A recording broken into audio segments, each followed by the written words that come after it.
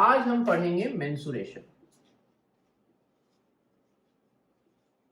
और इसमें हम पढ़ेंगे पेरीमीटर और area of plane closed surface, plane closed curve. जैसे कि आपका स्क्वायर हो गया, रेक्टेंगल हो गया, सर्कल हो गया, पैरेललोग्राम हो गया, रोम्बस हो गया, ट्रेपेजियम हो गया। इन सब चीजों के बारे में, इनका क्या पेरीमीटर होगा, इनका क्या एरिया होगा, इसके बारे में आज हम पढ़ेंगे। तो we will start with square. तो जैसा कि हम जानते हैं स्क्वायर में जो ऑल साइड्स आर इक्वल, सारे ए हैं और ये सारे एंगल्स जो होते हैं वो 90 डिग्रीज होते हैं। तो इसका जो पेरीमीटर होगा यानी कि चारों साइड्स का जो जोड़ होता है, ये this side plus this side plus this side plus this side, यानी कितना हो जाएगा perimeter? Perimeter will be 4 times A, 4a। और इसका जो एरिया हो जाएगा स्क्वायर का, इसका जो एरिया हो जाएगा it will be a into a equal to a square, ये एरिया हो गया। और यदि हम कोई रेक्टेंगल ले लेते हैं, रेक्टेंगल का ये लेंथ L है और ये ब्रेड्थ B है, तो ये भी L, ये B और ये 90 डिग्री, ये भी 90 डिग्री, ये भी 90, ये भी 90। इसका जो पेरीमीटर हो जाएगा वो हो जाएगा सारे साइड्स का जोड़, यानी L plus B plus L plus B।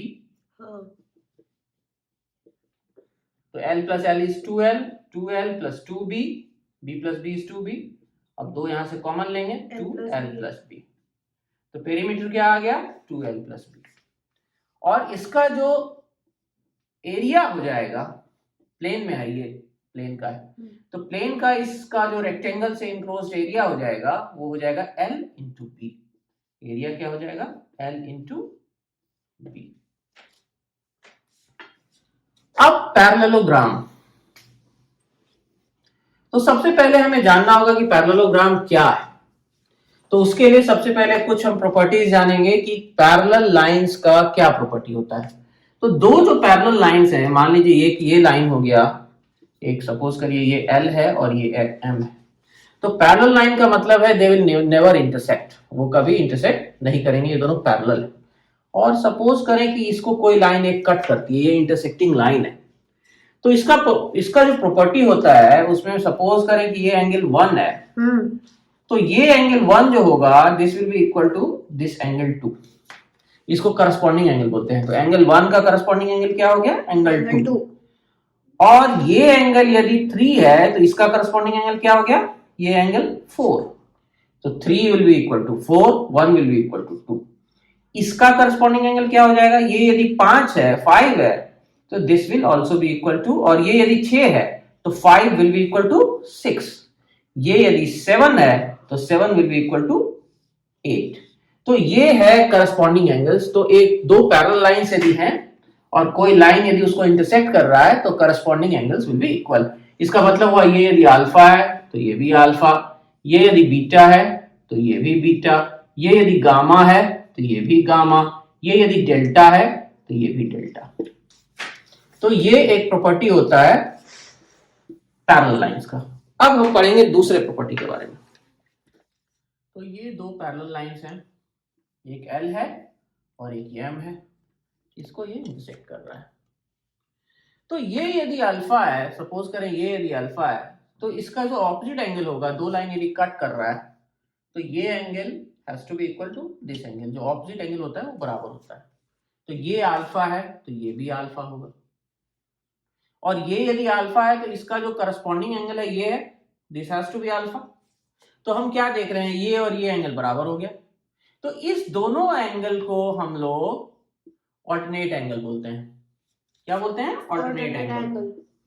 तो यानी कि this angle alpha, then this should also be alpha. अब इसके ये अल्फा था ही, ये 180 माइनस अल्फा हो गया, क्योंकि एक लाइन को यदि एक लाइन पे जो एंगल बनता है वो टोटल 180 होता है, ये यदि अल्फा है तो ये 180 माइनस अल्फा हो। तो this is alpha, then this is 180 minus alpha, this also has to be 180 minus alpha, ये भी 180 माइनस अल्फा है, ये भी 180 माइनस अल्फा हो जाएगा, और ये अल्फा तो ये भी अल्फा हो जाएगा।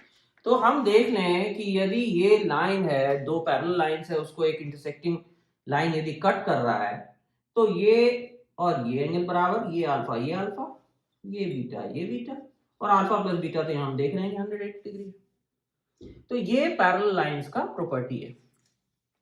तो सपोज करें दो पैरेलल लाइंस है, उसको एक इंटरसेक्टिंग लाइन काट रहा है, और ये सपोज करिए 30 डिग्री है, तो ये angle has to be 30 degree.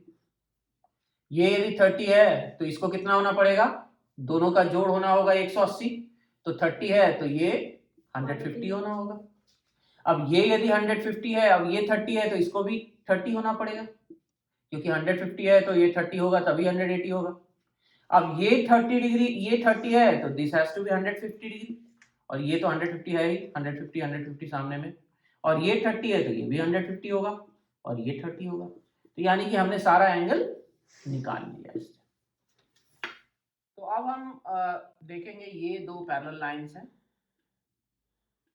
और ये दो पैरेलल लाइंस है, तो एक पैरेललोग्राम बन गया ए बी सी डी। अब इसको ज्वाइन किया हमने, ए और सी को ज्वाइन किया, और बी और डी को ज्वाइन किया, ये दोनों डायगोनल्स हो गए। अब हम प्रूव करेंगे ये यहाँ यदि ओ पे इंटरसेक्ट कर रहा है, तो अब हम ये प्रूव करेंगे कि ये इसको बाइसेक्ट करता है। इसका मतलब ये will be AO will be equal to OC and DO will be equal to OB। So we will prove that AO will be equal to OC और DO will be equal to OB। ये अभी हम prove करेंगे। इसका मतलब क्या हुआ कि जो डायगोनल्स हैं एक दूसरे को बाइसेक्ट करते हैं, this will be equal to this and this will be equal to this. अब हमने एक पैरेललोग्राम बना लिया, ये A B C D, इसको ज्वाइन कर दिया हमने, और इसको ये डायगोनल, तो दो डायगोनल बन गए, एक तो AC बना और एक DB बना। ये सपोज करें कि O पे इंटरसेक्ट करना है, तो हमें अब प्रूव करना है कि AO will be equal to OC and OD will be equal to OB। तो ये हम कैसे करेंगे? तो पैरेलल लाइंस का प्रॉपर्टी हमने देखा है, ये एंगल यदि अल्फा है, क्योंकि ये लाइन और ये लाइन पैरेलल है और ये एक इंटरसेक्टिंग लाइन है, तो ये एंगल यदि अल्फा है तो दिस विल बी अल्फा, और ये इंटरसेक्टिंग लाइन ये भी है, तो ये यदि बीटा तो ये भी बीटा, और ये x तो ये भी x, ये y तो ये भी y। तो अब हम इन दोनों ट्रायंगल को कॉन्ग्रुएंट कर देंगे। कौन कौन से ट्रायंगल को? पहला ऊपर वाला ट्रायंगल है, ऊपर वाला क्या ट्रायंगल है? OCD, ट्रायंगल OCD, और दूसरा ट्रायंगल नीचे वाला OAB, ट्रायंगल OAB। तो इसमें हम देखें ये x है तो ये भी x है, मतलब AB इक्वल टू CD। दूसरा क्या? ये वाला एंगल अल्फा, ये वाला एंगल अल्फा, यानी OAB इक्वल टू OCD। तो हम लिखेंगे, ये हम OCD में देख रहे हैं, तो OCD में यदि हम देख रहे हैं तो हमें यहाँ पे OCD ट्रायंगल में देख रहे हैं, ऊपर वाले ट्रायंगल में, तो यहाँ पे हमें क्या लिखना पड़ेगा? CD equal to AB। और OCD में क्या देख रहे हैं? OCD में ये वाला एंगल इक्वल टू OAB में ये वाला एंगल, यानी कि angle DCO equal to angle OAB। और क्या? ये वाला angle beta will be angle equal to this angle, so angle CDO equal to angle ABO। तो हम देखें इसमें क्या हो गया, इसमें ये इक्वल टू ये, this side equal to this side, this angle equal to this angle, this angle equal to this angle. इसका मतलब हो गया कि SA यानी एंगल साइड एंगल से ये दोनों कॉन्ग्रुएंट हो गया। तो कॉन्ग्रुएंट हो गया तो एक दूसरे के ऊपर बैठ जाएगा, यानी जो एंगल बराबर है, ये वाला अल्फा एंगल बराबर है, तो इसके सामने का जो साइड है यानी OB, और ये एंगल बराबर था अल्फा, दोनों एंगल सेम था, ये अल्फा और ये अल्फा, इसके सामने वाला जो साइड हो गया OD, ये दोनों इक्वल हो जाएगा। तो हमने क्या प्रूव कर दिया? दिस इक्वल टू दिस, यानी बाइसेक्ट कर दिया। और दूसरा क्या, बीटा के सामने का एंगल क्या है, बीटा एंगल के सामने वाला साइड क्या है, ओसी इक्वल टू, यहां बीटा के सामने वाला साइड क्या है, एओ, दोनों बराबर हो गया। यानी कि हमने क्या प्रूव कर दिया कि कोई यदि पैरेललोग्राम है और हमने यदि डायगोनल्स को ज्वाइन कर दिया है और ये यदि इंटरसेक्ट कर रहा है ओ पे, तो इसको ये बाइसेक्ट करेगा। This will be equal to this. ये यदि मान लीजिए कि ये यदि x है तो ये भी x, ये यदि y है तो ये भी y होगा। तो ये हमने पढ़ लिया। तो अब पैरेललोग्राम हमने देख लिया, ए बी सी डी। तो पैरेललोग्राम में ये x है तो ये x, ये y है तो ये y। जरूरी नहीं है कि x इक्वल टू y हो, लेकिन ऐसा पैरेललोग्राम जिसमें x इक्वल टू y हो, यानी चारों साइड जिसमें x x x x हो, ऐसे पैरेललोग्राम को रोम्बस कहते हैं, रोम्बस। तो रोम्बस भी एक तरह का पैरेललोग्राम है। तो रोम्बस का भी डायगोनल को हम जब ज्वाइन करेंगे तो ये भी बाइसेक्ट करेगा, यानी this will be equal to this and this will be equal to this. लेकिन रोम्बस में एक और प्रॉपर्टी होता है कि यदि डायगोनल को हम ज्वाइन करते हैं तो केवल बाइसेक्ट ही नहीं करता है, ये एंगल भी 90 डिग्री हो जाता है।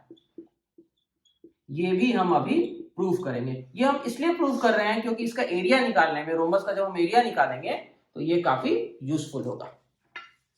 तो अब हम एक रोम्बस ले लेते हैं। ये सपोज करें ए, ये बी, ये सी, ये डी, इसके डायगोनल्स को हम ज्वाइन कर देते हैं। तो रोम्बस भी एक प्रकार का पैरेललोग्राम है। तो ये will be equal to this and this will be equal to this. ये तीनों बराबर हो, ये दोनों बराबर हो। तो सपोज करें ये ओ है। तो अब हमें प्रूव करना है कि ये एंगल जो है, ये एंगल, ये एंगल, ये एंगल सारे 90 डिग्री। तो कैसे होगा? तो ये x है तो ये भी x, ये भी x, ये भी x, क्योंकि ये रोम्बस है। रोम्बस में तो चारों साइड्स बराबर होता है। तो अब हम दो ट्रायंगल ले लेंगे, एक ये ट्रायंगल और एक ये ट्रायंगल, यानी कि एक ये ट्रायंगल लेते हैं और एक ये ट्रायंगल लेते हैं। तो एक ट्रायंगल ले लेंगे हम लोग AOD, एक ट्रायंगल ये ले लिए, और दूसरा ट्रायंगल हम लोग ले लिए ODC। इसमें देखते हैं। तो ये वाला side is equal to this वाला साइड, दोनों x, यानी कि AD equal to DC equal to x। और हमने ये भी पढ़ा कि ये जो डायगोनल एक दूसरे को बाइसेक्ट करता है, यानी दिस इक्वल टू दिस, यानी कि OAO इक्वल टू OC।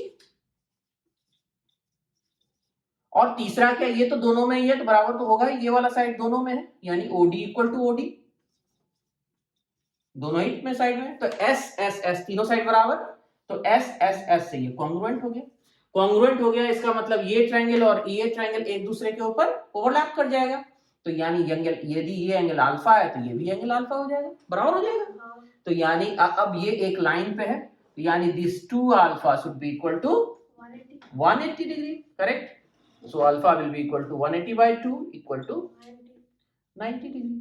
तो हमने ये प्रूव कर दिया कि ये अल्फा क्या होगा, 90 डिग्री। यानी कि कोई रोम्बस है और वो डायगोनल यदि इसको हम लोग मिला देते हैं तो डायगोनल क्या करता है, बाइसेक्ट तो करता ही है, साथ ही साथ जो एंगल बनता है इनके बीच का वो 90 डिग्री बनता है।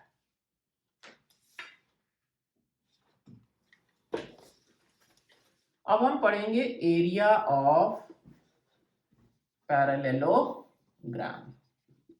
ये एक पैरेललोग्राम हम बना लेते हैं। ये है A B C D। Suppose करें यहां से यहां तक B है और यहां से हम परपेंडिकुलर ड्रॉप करते हैं। ये है P, ये क्या है P। तो इसका जो एरिया होगा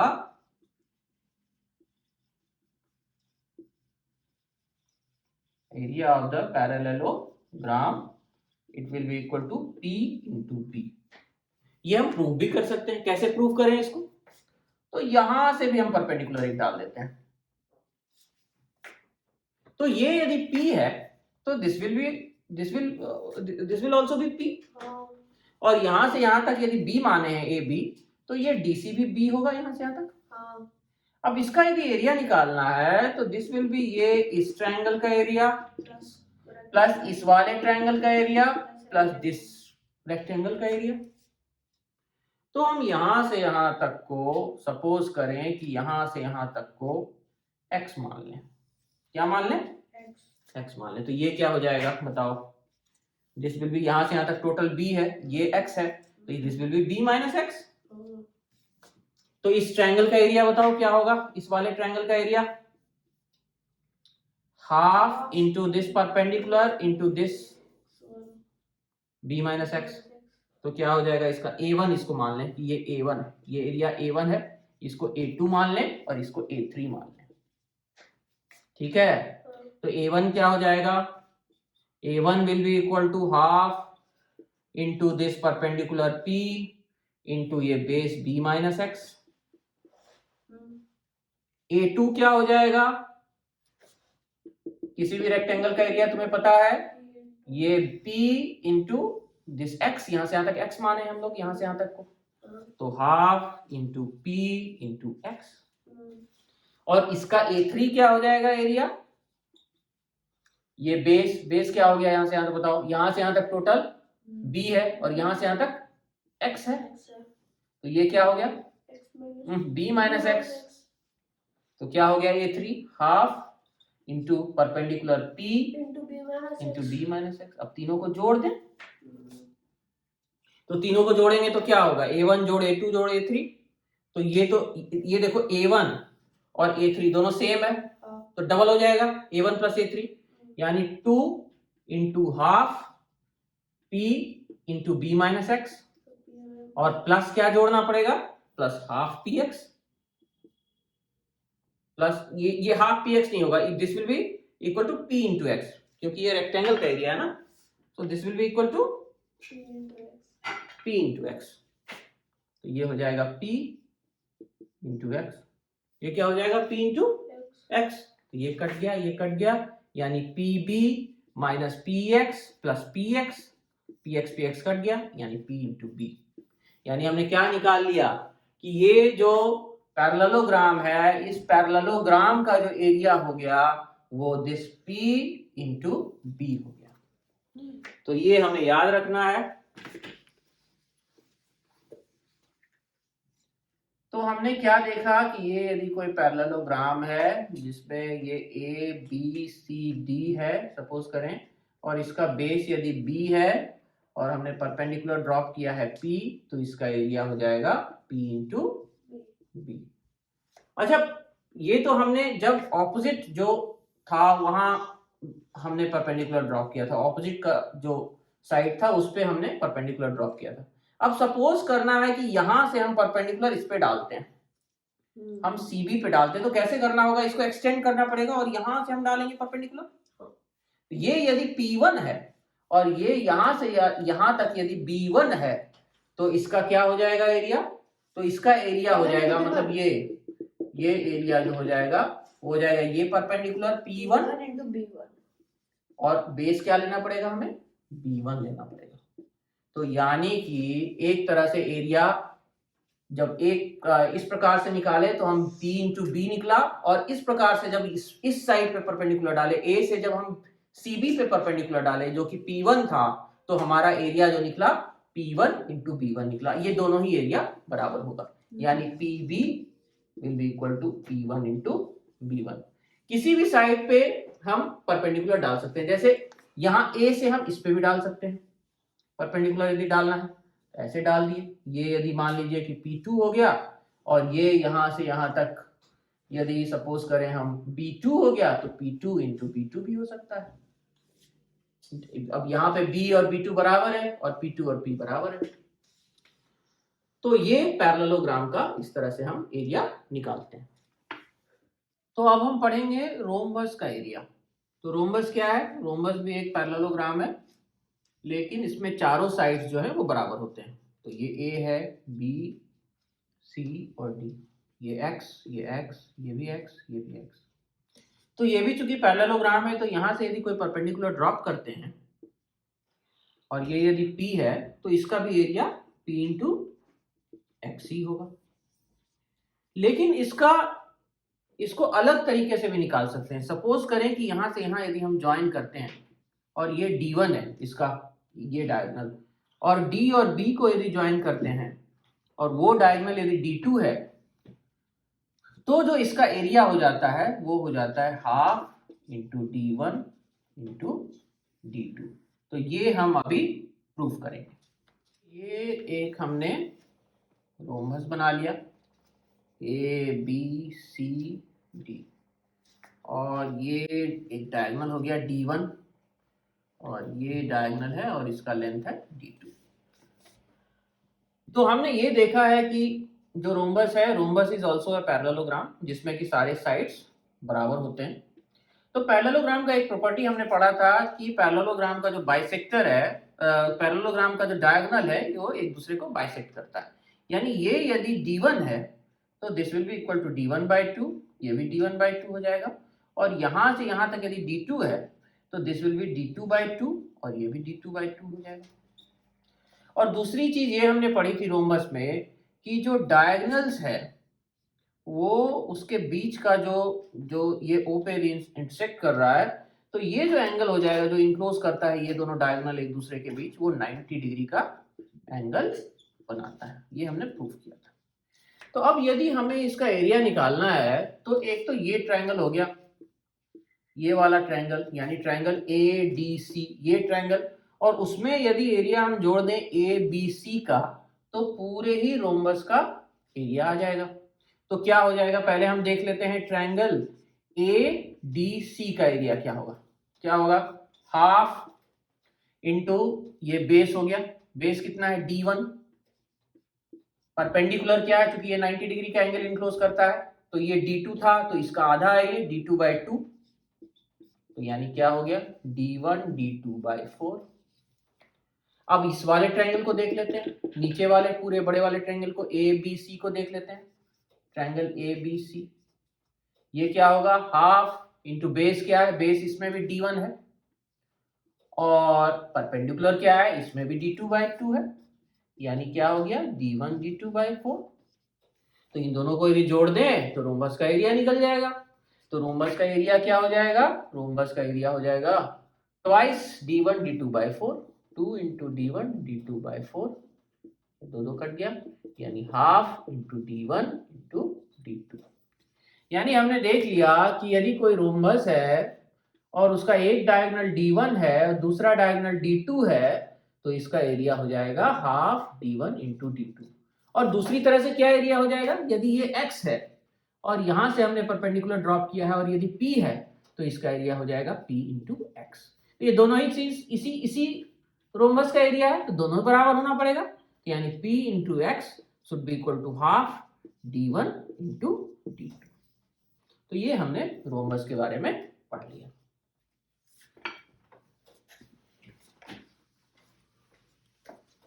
अब हम देखेंगे ट्रेपेजियम। ट्रेपेजियम क्या है, ट्रेपेजियम में दो साइड, ये दोनों साइड तो पैरेलल होता है, लेकिन दो अदर साइड्स जो होते हैं वो पैरेलल नहीं होते हैं, वो कहीं ना कहीं इंटरसेक्ट करते हैं। तो इससे जो इनक्लोज्ड एरिया बनता है ABCD, इसको हम ट्रेपेजियम कहते हैं। यानी क्या हुआ, इसमें CD और AB पैरेलल है, AB is parallel to CD, और ये दोनों लाइन पैरेलल नहीं है, तो ये ट्रेपेजियम आते हैं। और ट्रेपेजियम का एरिया हम देखेंगे कि यदि यहाँ से परपेंडिकुलर P डालते हैं और यदि ये A है और यदि ये B है दिया हुआ, तो ट्रेपेजियम का एरिया कितना होगा ये हम अभी प्रूफ करेंगे, निकालेंगे।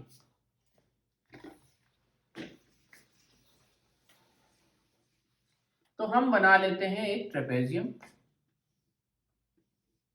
ये ABCD, इस वाले साइड का लेंथ हम A मान लेते हैं, इसको B मान लेते हैं, और यहां से जो परपेंडिकुलर ड्रॉप किया उसको P मान लेते हैं। और तो यहां से भी जो परपेंडिकुलर ड्रॉप होगा वो भी P होगा नेचुरली, और ये जो है इसको यहां से यहां तक x1 मान लेते हैं, और ये यहां से यहां तक जो है वो a हो जाएगा और इसको यहां से यहां तक को x2 मान लेते हैं। तो ये जो पूरा है ए बी बी है, यानी b equal to x1 plus a plus x2। ये पहला हो गया, पहला इक्वेशन। तो अब इसका जो एरिया होगा वो ये एरिया A1, इसका एरिया A2 और इसका एरिया A3, तीनों का जोड़ होगा। अब हम देखें A1 क्या होगा। A1 will be equal to half, ये ट्रायंगल है, हाफ ये परपेंडिकुलर हो गया P और इसका बेस हो गया x1, half P into x1। A2 क्या हो गया, A2 ये एक रेक्टेंगल बन गया यानी P इंटू A। और A3 क्या हो गया, A3 ये एक राइट एंगल ट्रायंगल है, तो this will be equal to half into P into x2। अब इसी तीनों को यदि जोड़ दें तो इसका इस ट्रेपेजियम का एरिया निकल जाएगा। तो जोड़ते हैं तो क्या हो जाएगा, A1 plus A2 plus A3 will be equal to, A1 कितना है, half P into x1 plus P into A plus half P into x2। अब हाफ P कॉमन ले लेते हैं, हाफ P कॉमन हो गया, तो यहाँ क्या बच गया, x1। हाफ P यदि यहाँ कॉमन ले रहे हैं तो 2A होगा, 2A बचेगा, क्योंकि इसको तब जब गुना करेंगे तब P इंटू A होगा। और यहां से हाफ P कॉमन लिए तो क्या बच गया, x2 प्लस x2। तो क्या हो गया हमारा, हाफ इंटू P इंटू, अब 2A को हम A प्लस A लिख देते हैं, x1 plus A plus x2 plus A, इस तरह से लिख दिया। अब ये x1 plus A plus x2 ये B है, तो इसको हम लिख सकते हैं half into P into B plus A। तो क्या हो गया इसका एरिया, इसका एरिया हो गया हाफ इंटू ये परपेंडिकुलर इंटू जो पैरेलल साइड्स है A plus B, parallel sides का जोड़, तो half into P into sum of parallel sides. तो ये हमने देख लिया। तो हमने क्या देखा, ये यदि एक ट्रेपेजियम है, ये पैरेलल साइड एक A है, दूसरा पैरेलल साइड B है, और ये यदि P है तो इसका एरिया हो जाएगा half into perpendicular into A plus B। अब हम देखेंगे सर्कल, सर्कल का क्या सरकमफेरेंस होता है, सर्कल का क्या एरिया होता है और इसका क्या प्रॉपर्टीज है। तो ये सपोज करें एक सर्कल है, ये रेडियस r है, ये सेंटर है, तो हर एक पॉइंट पे ये r होगा।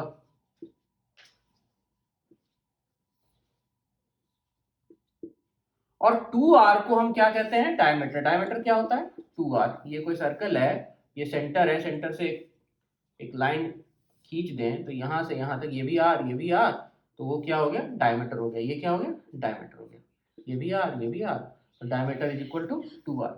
तो सर्कल का एक प्रॉपर्टी है कि यदि हम कोई भी सर्कल, एक छोटा सर्कल ले लें, एक बड़ा सर्कल ले लें, किसी भी तरह का सर्कल ले लें, ये तो इसको थोड़ा अच्छा बना लेते हैं, कोई भी सर्कल ले लें। तो सर्कल का यदि हम सरकमफेरेंस देखें, ये यहां से यहां तक का जो हम लेंथ देखें, यहां से यहां तक का, और इसका डायमीटर देख लें, तो इसका जो सरकमफेरेंस है और डायमीटर को डिवाइड करें, सरकमफेरेंस डिवाइडेड बाय डायमीटर। इस केस में भी किया हमने, इस केस में भी कर लें, पूरा यहां से यहां तक का लेंथ लिया और ये एक डायमीटर लिया, उसको डिवाइड किया। इस सर्कल में भी देख लें, पूरा यहां से यहां तक का सरकमफेरेंस लिया और ये डायमीटर लिया, उसको डिवाइड किया। जब हम ये देखेंगे कि सरकमफेरेंस बाय डायमीटर हर एक केस में निकाला हमने, तो हम देखेंगे कि ये कांस्टेंट चीज आता है और हर केस में ये एक 3.14159 समथिंग समथिंग समथिंग, और ये जो आता है ये कहीं नॉन टर्मिनेटिंग डेसिमल आएगा हर एक केस में। तो इसी को नाम दिया गया पाई का। तो यानी हमने क्या देखा,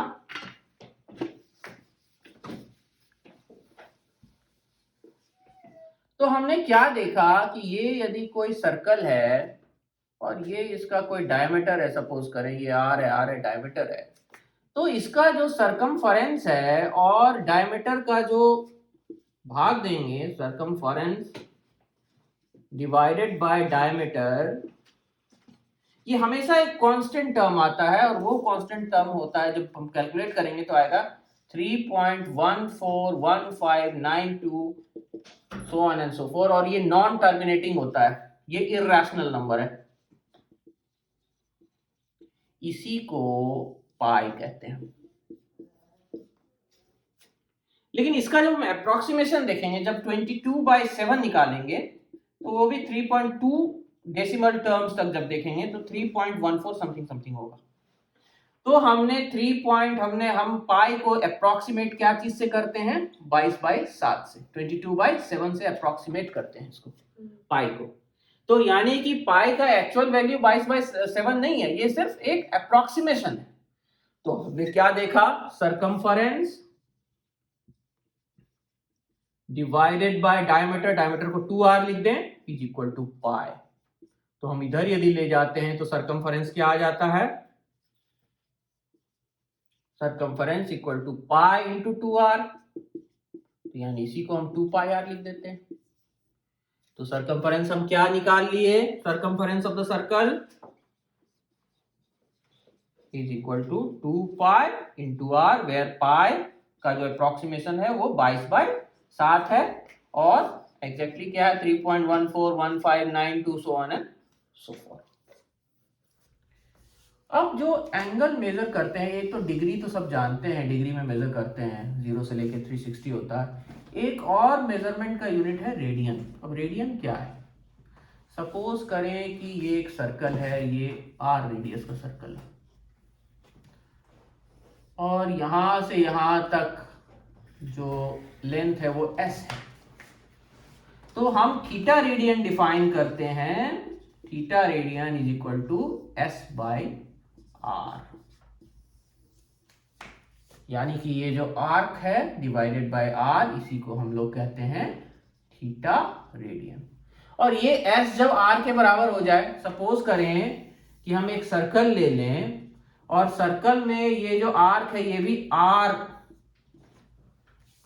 लेंथ का रखें और ये r रखें, तो ये जो हो जाएगा थीटा रेडियन वो क्या हो जाएगा, r/r इक्वल टू 1। तो यानी 1 रेडियन क्या हो गया, 1 रेडियन हो गया कि ये भी r ये भी r, यानी r आर्क है और r रेडियस है, तो जो एंगल इंक्लोज करेगा विल बी 1 रेडियन। तो हमने अभी क्या देखा, हमने अभी ये देखा कि पूरा जो सरकमफेरेंस होता है वो क्या होता है, 2πr होता है।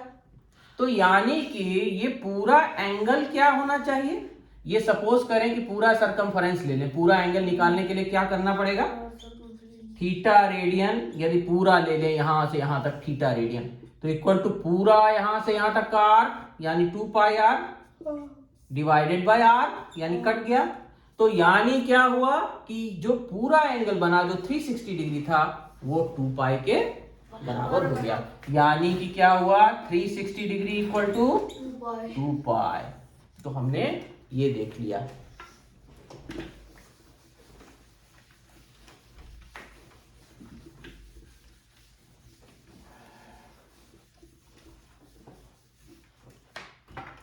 तो हमने ये देखा कि 2π radian is equal to 360 degree, यानी क्या हुआ pi radian equal to 180 degree, और इसको 2 से यदि भाग देंगे तो π/2 रेडियन कितना हो जाएगा, इक्वल टू 90 डिग्री हो जाएगा।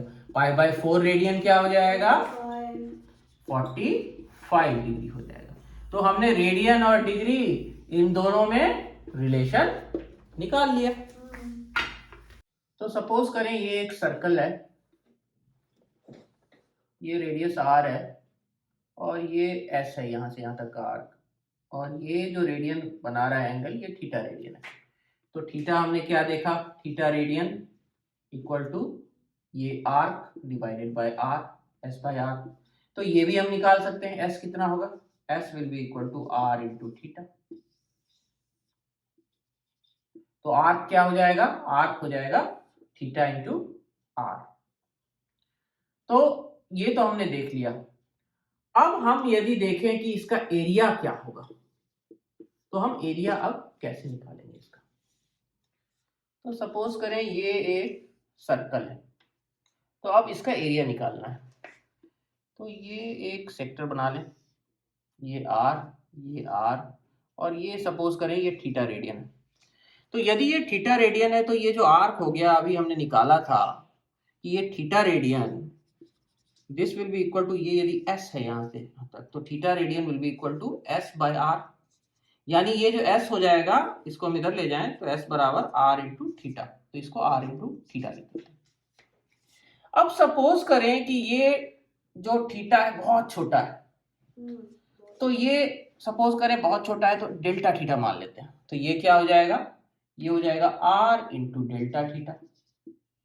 तो ये छोटा है तो ये जो आर्क है और ये जो हमने कॉर्ड बनाया यहां से यहां तक, यदि ये बहुत छोटा हो जाएगा तो ये आर्क और ये कॉर्ड दोनों बराबर ही होगा।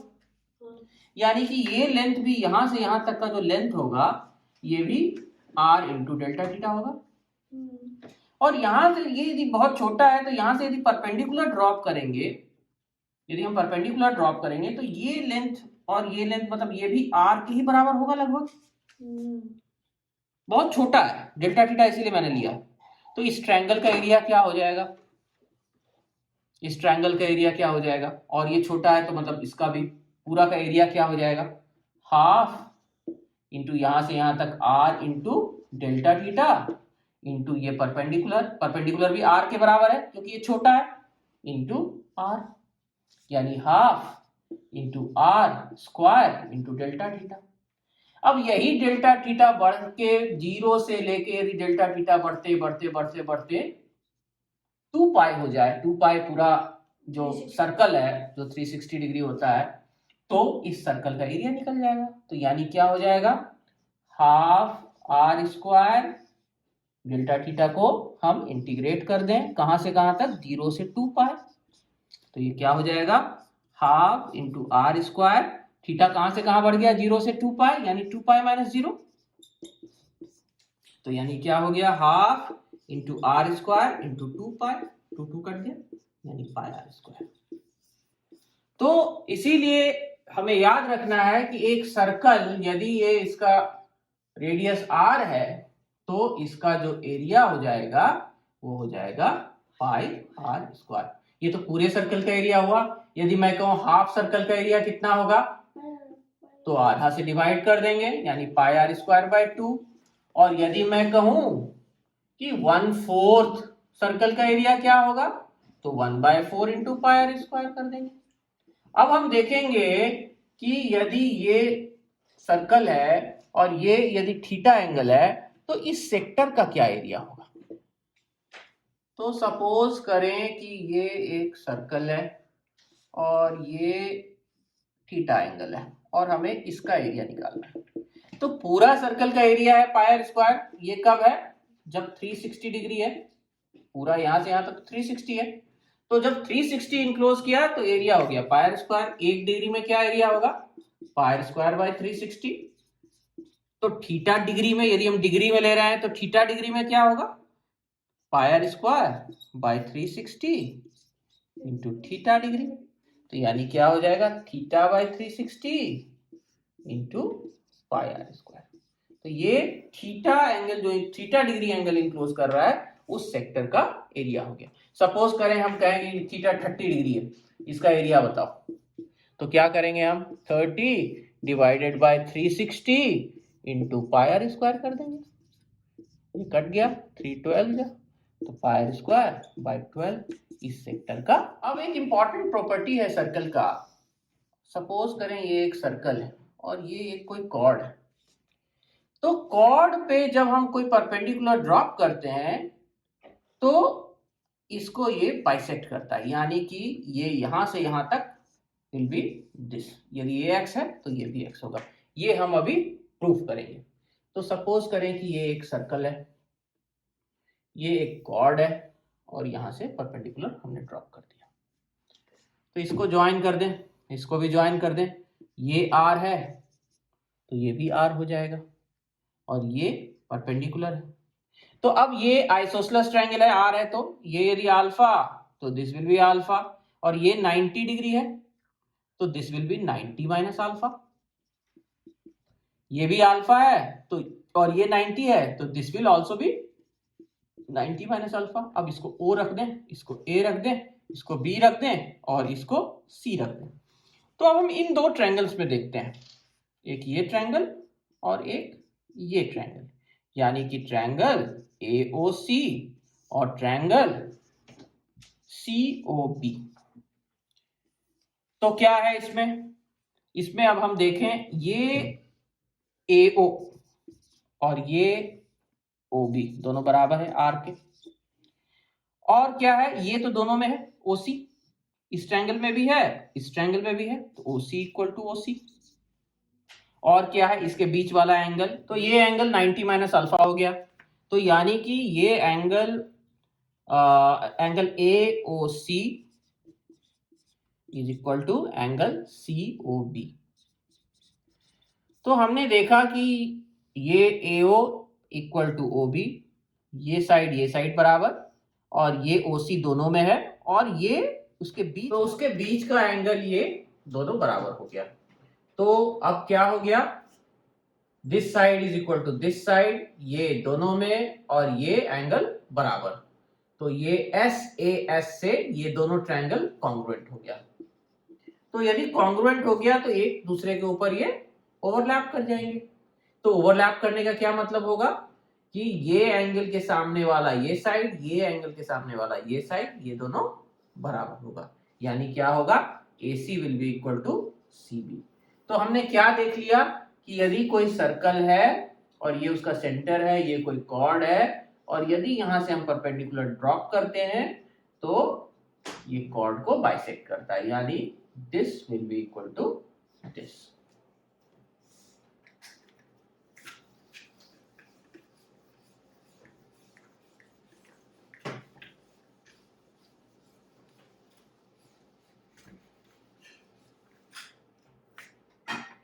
अब हम इस पर आधारित एक सवाल बनाएंगे। सपोज करें कि ये एक सर्कल है, ये इसका सेंटर है, ये यहां से यहां तक ये एंगल सपोज करिए कि ये 120 डिग्री, इस कॉर्ड को हम यहां ज्वाइन कर देते हैं, और ये आर है, ये आर दिया हुआ है रेडियस। अब हमें निकालना है कि इसका एरिया क्या होगा। ये सपोज करें इसको O, इसको A, इसको B, तो हमें ये एरिया निकालना है। तो ये एरिया कैसे निकलेगा, ये पूरा एरिया, इस पूरे सेक्टर का एरिया में यदि ये ट्रायंगल का एरिया हम माइनस कर देंगे तो इसका एरिया निकल जाएगा। तो सबसे पहले इसका एरिया क्या होगा, इस पूरा ये पूरा एरिया क्या होगा, तो ये पूरा एरिया जैसा कि मैंने बताया था कि 360 डिग्री यदि रहता है तो पूरे सर्किल का एरिया पाई आर स्क्वायर होता है। तो ये 120 डिग्री है, तो इस केस में क्या होगा, एक डिग्री में 1/360 इंटू पाई आर स्क्वायर, और ये है 120 डिग्री, तो 120 divided by 360 into pi r square, ये कट गया 3, यानी पाई आर स्क्वायर बाय 3। तो ये पूरा एरिया जो हो गया इस पूरे सेक्टर का 120 डिग्री से जो बना, उसका एरिया हो गया पाई आर स्क्वायर बाय 3।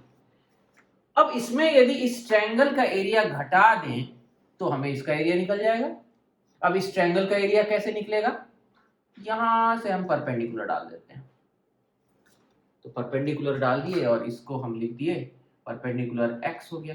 अब परपेंडिकुलर यदि डला है तो ये कॉर्ड जो है इसको ये बाइसेक्ट करेगा। अब एक दूसरा फोटो बनाते हैं ताकि ज्यादा क्लैरिटी हो।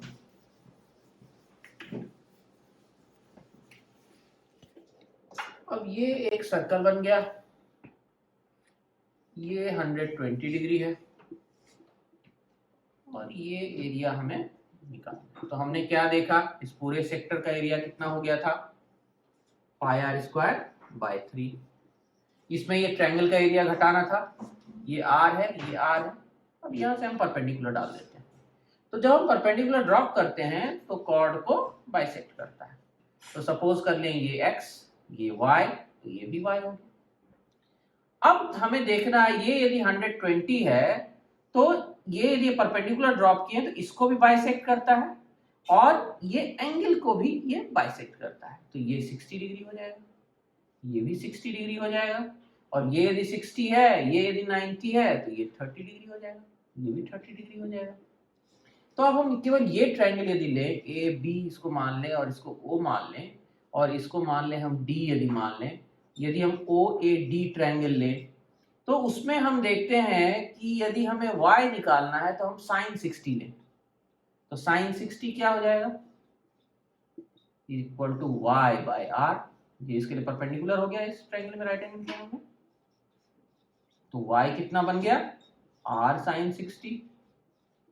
sin 60 क्या होता है, √3/2, यानी ये हो गया √3/2r। और ये परपेंडिकुलर कैसे निकलेगा, ये यदि 60 डिग्री है तो हम cos ले लें, तो cos 60 degree will be equal to x divided by r। cos 60 क्या होता है, half equal to x by r, यानी x इक्वल टू r/2। तो x भी निकल गया, तो यानी x निकल गया r/2 और ये जो y है ये y आ गया √3/2r। तो अब हमें इस ट्रायंगल का एरिया क्या हो जाएगा, पूरे ट्रायंगल का यदि हम लेते हैं ट्रायंगल OAB, तो इसका एरिया हो जाएगा ये यहां से यहां तक AB का 2y, हाफ पहले, half into 2y into this x, मतलब x इंटू y। x क्या है r/2, y क्या निकाला था हमने √3/2r, तो ये हो गया √3/4r²। तो ये ट्रायंगल का एरिया निकल गया। तो अब यदि इस ट्रायंगल के एरिया को इस पूरे एरिया से घटा दें तो इसका एरिया निकल जाएगा। तो इसका इस सेक्टर का एरिया हमने निकाला था πr²/3, इसमें यदि √3/4r² घटा देंगे तो इसका एरिया निकल जाएगा। तो r² कॉमन ले लेंगे, π/3 माइनस √3/4, यही इसका आंसर हो जाएगा, इसका एरिया हो जाएगा। तो ये बहुत ही इंपॉर्टेंट सवाल है।